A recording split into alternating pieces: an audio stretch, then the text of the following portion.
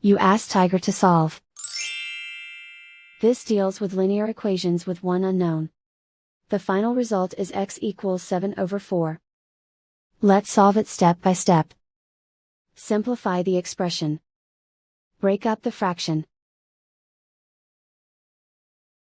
Simplify the fraction. Group all constants on the right side of the equation. Add 5/4 to both sides.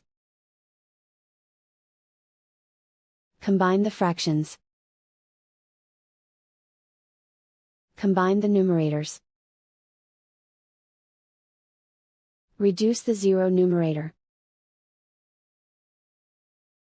Simplify the arithmetic. Find the lowest common denominator. Multiply the denominators. Multiply the numerators. Combine the fractions. Combine the numerators. Isolate the x. Multiply both sides by inverse fraction 2/1.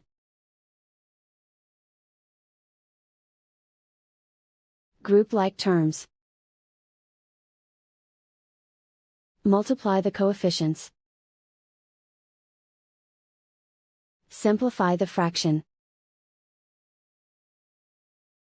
Multiply the fractions.